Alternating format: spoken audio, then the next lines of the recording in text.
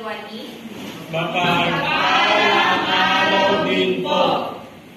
Bago kayo magsipo, makikialis po ng hiyera.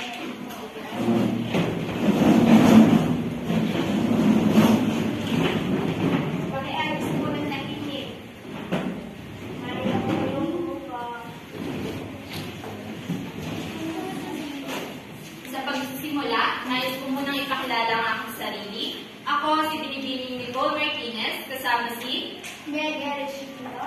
at narito kami upang talakayin ang patungkol sa konsepto ng wika. Bago tayo magsimula, may hinanda kami dito ang aktibidad para sa inyo na ang title ay Hanapin mo ang nawawalang salita ko.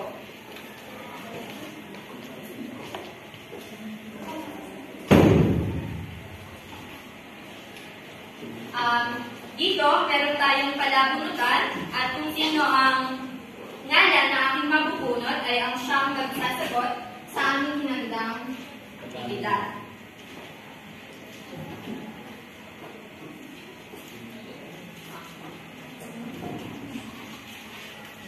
Unang pangalan, Isgera Kyle Gino. Sunod-sunod na po ay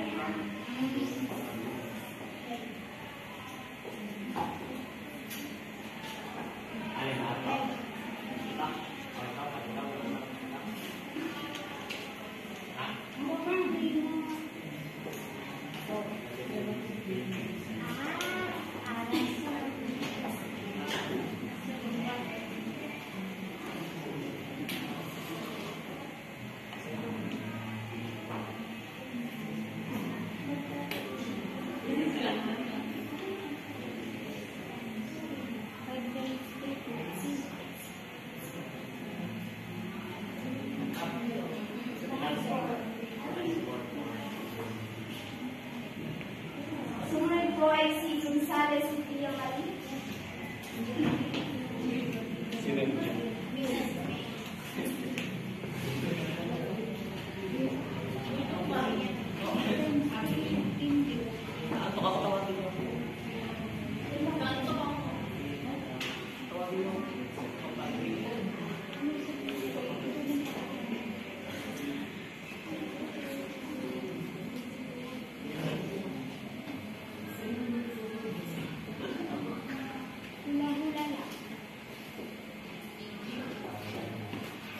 Sunod na pangalan, Tenorio G.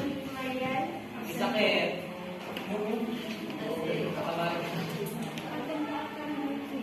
Next po ay si Mr. Fragoso Daniel.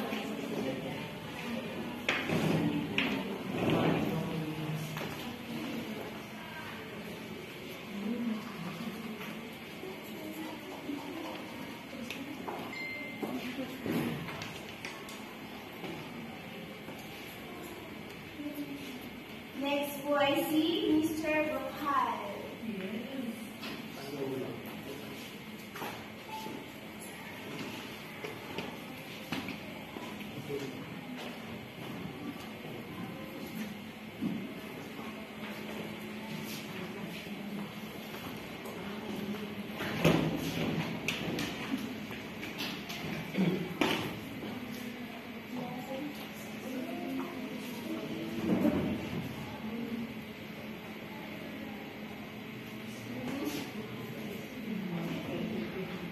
Sumunod po ay si Miss Vergara.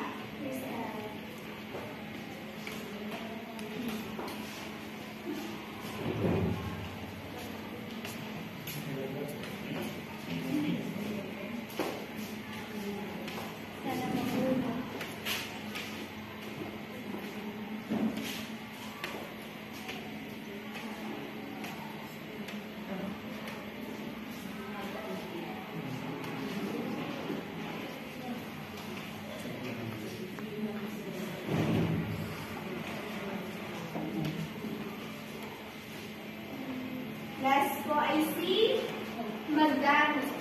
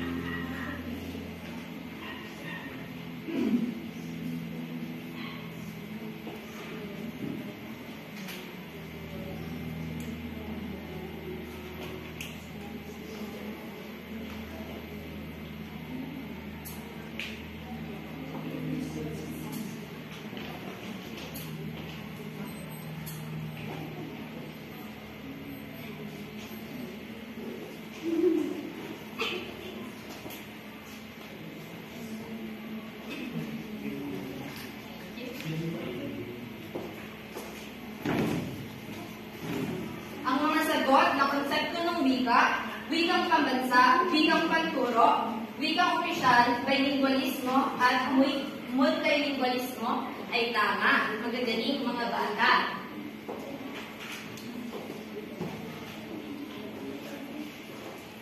Ngayon, sisimulan na ni Miss Tito ang pagtalakay sa mga konsepto ng wika.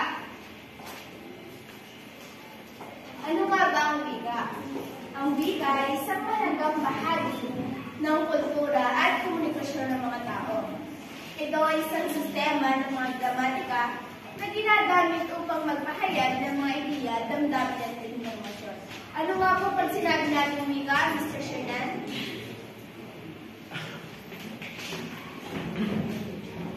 Ang wika ay isang bihikulo kung saan ginagamit natin sa komunikasyon para magkaintindihan at may pahayag ang anumang nais sabihin. Okay, thank you po. Sinasabi rin dito na may iba't ibang wika sa buong mundo at bawat isa ay may kanilang gramatika, vocabulary. At ang wika ay may malalim na papel na nagpapahayag ng identidad at pagkakakilanlan ng tao o pangkat ng mga tao. Narito po ang ilang ibang halimbawa ng katutubong wika sa Pilipinas. Ito po ang Tagalog, Cebuano, Ilocano, Waray, Kapampangan at Bicolano. Isa po sa konsepto ng wika ay ang wikang pambansa. Ang wikang pambansa po sa Pilipinas ay Pilipino, nakilala bilang Tagalog. Ito ang opisyal na wika ng bansa at ito ay ginagamit sa edukasyon, pamahalaan at media. Ang pagpapalaganap at pagpapahalaga sa Pilipino ay isang mahalagang bahagi ng pagpapalaganap ng kultura at pagkakakilanlan ng mga Pilipinas. Ano nga po ang wikang pambansa ng Pilipinas? Filipino. Tama po. Ito rin po ay opisyal na wika ng bansa. Sa wikang panturo naman po ay ang wika na ginagamit sa edukasyon o pagtuturo. Sa Pilipinas, ang wikang panturo ay maaaring iba depende sa pampubliko o pribadong paaralan at maaari ito ang Pilipino o Ingles. Ito ay ang wika na ginagamit para sa pagtuturo ng mga aralin at konsepto ng mga paaralan. Sinasabi dito na ang wikang pagturo o medium of instruction sa Pilipinas ay Ingles at Filipino. Ano nga po ang wikang pagturo o medium of instruction sa Pilipinas? Ingles, Filipino. Tama.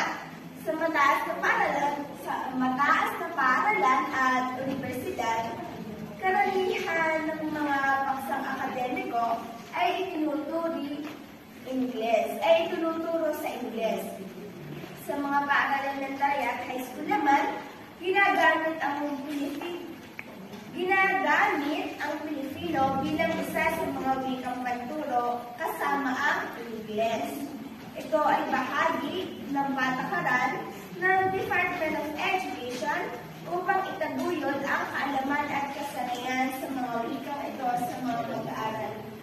At dadako po tayo sa wikang opisyal at ito po ay ang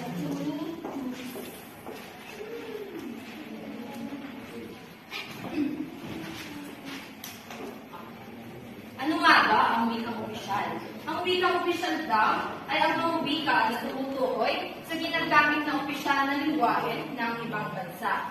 At ayon kay Virgilio Almario, ang wikang opisyal ay ang tinadhana ng batas na maging wika sa opisyal na talastasan ng pamahalaan. At bago maging isang opisyal na isang wika, dumadaan muna ito sa isang masusing pag-aaral upang malaman kung ito ba ay ang pinakakarapat-dapat na wika para sa pamahalaan at sa bansa. Ano nga ba ang wikang opisyal ng Pilipinas? Ang wikang opisyal ng Pilipinas ay ang wikang Filipino at Ingles. Saan nga ba ginagamit ang Filipino? Ginagamit ito sa talakayan at diskurso sa loob ng ating bansa. Katulad na lamang ng paglilihis, pagtuturo, at pagbubuko.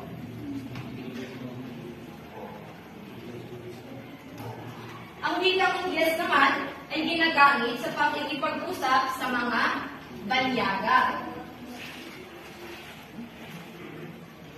Sa madaling salita, diba, dalawa ang ating wikang opisyal ng Pilipinas. Ngunit ano nga ba ang bumabalaki sa wikang Pilipino upang siya na lang sana ang maging wikang opisyal ng Pilipinas? Ito ay dahil ayon sa dating katuwang na kalihim ng Presidential Communications Operation Office na si Gobernador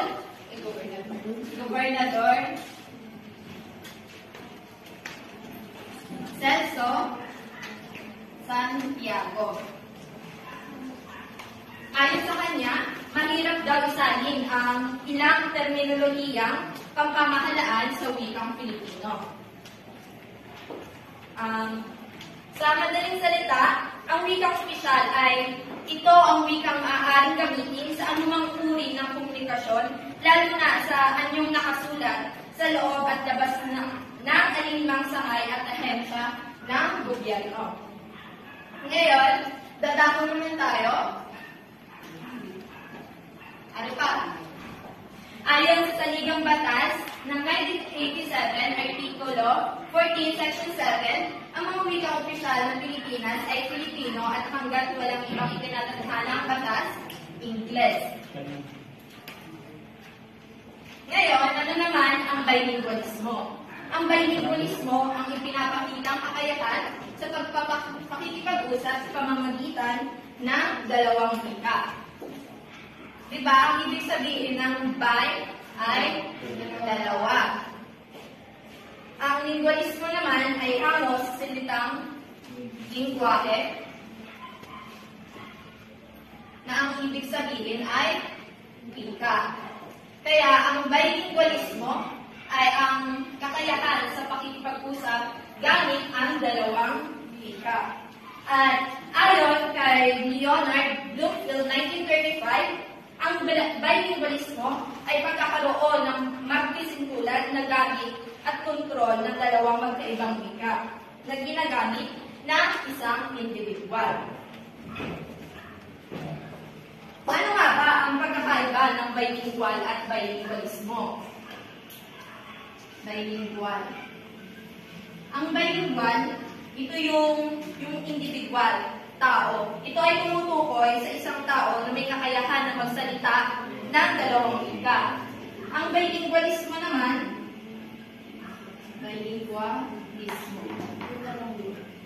ito naman ay pinakikita o ipinahihiwatig sa pamamagitan ng paggamit ng dalawang wika. So, bakit nga ba nagkakaroon ng bilingualismo? Ano ang mga dahilan? Una, geographical proximity. Ito yung ang pagkakaroon ng dalawang magkalapit na komunidad na may magkaibang wika. Ito ay maaaring magdulot ng isang bilingual na lipunan. Ito ay dahil sa yung paglipat-lipat ng mga taong naninirahan dito. Kung magkaganon, syempre kapag lumipat, ay din nila ang kanilang mga wikang sinasalita. Ang pangalawa naman ay historical factors. Dito naman, ito ay tumutukoy sa mga pangangailangan ng tao, partikular na sa gamit ng impormasyon o mga gawaing pananaliksik. Ito ay dahil sa kagustuhan ng tao na makakuha ng mga impormasyon na pipilitan silang pag-aralan ang wika, ang ibang wika, mga sadayuhan. Sunod naman ay ang migration. Ito yung ang paglipat-lipat ng tirahan ay nagbubunsod din ng pagkakatuto ng ibang wika. nagsisilbi itong survival para sa kanila. Kasi nga, di ba, lumipat sila sa ibang bansa. Paano sila makakasurvive sa ibang bansa kung ang wikang sinasalita ng mga nandun ay hindi mo maintindihan?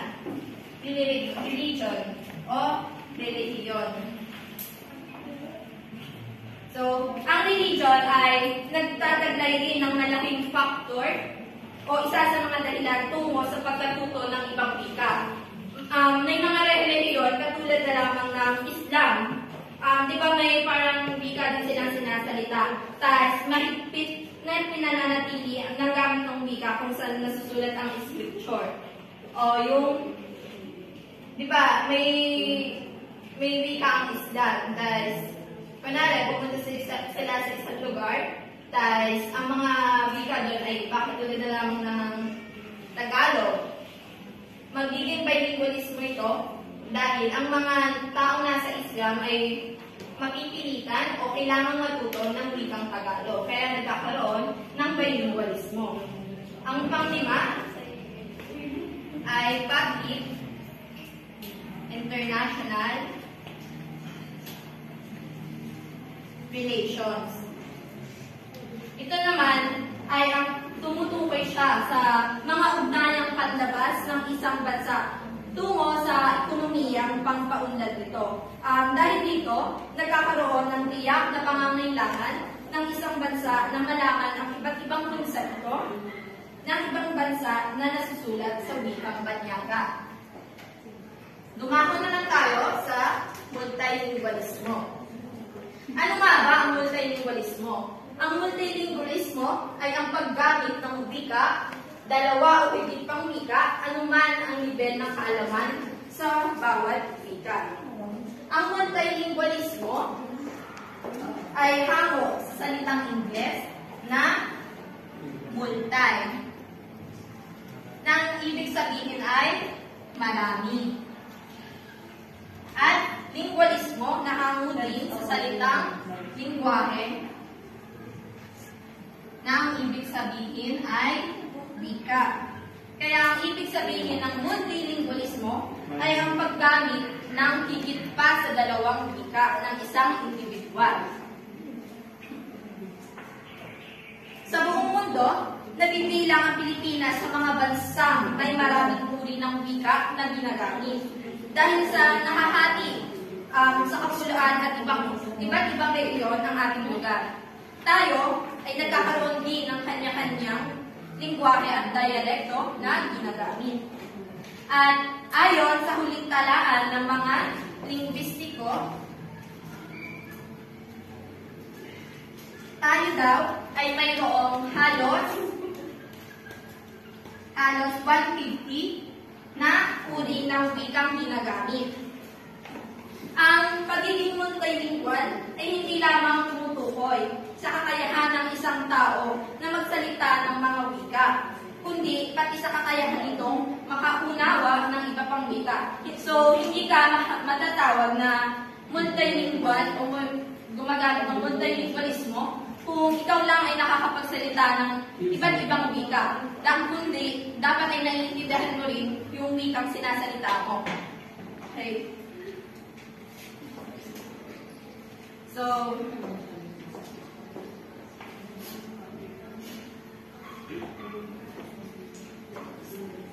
tapos, kapag sa multilingual, ay sa bilingualismo, kapag sinalita mo siya, dapat pantay at parehas na magaling ang pagkakasalita mo sa dalawang wika. Kapag natatawag ka na bilingual, kapag nasalita mo yung dalawang wika ng hindi na doon sa nakikinig is hindi na nila makita kung maramdaman o kung ano yung unang wika mo at yung sa pangalawang wika mo. So, ano nga ba ang ibig sabihin ng unang wika? Ang unang wika ay yung tinatawag na wika kinalisnan mula sa pagsilang at unang itinuturo sa isang tao o tinatawag na mother tongue. Ang pangalawang wika naman ay yung habang lumalaki ka o ang isang bata ay nagkakaroon siya ng exposure sa iba pang wika na sa kanyang paligid na maaaring magmula sa telebisyon o sa iba pang tao tulad ng kanyang tagapag-alaga, mga kalaro, mga kaklase, guro, at iba pa. nagtatapos. Any clarification at mga question na hindi naintindihan? Okay, wala po. Wala po. Dito na po nagtatapos.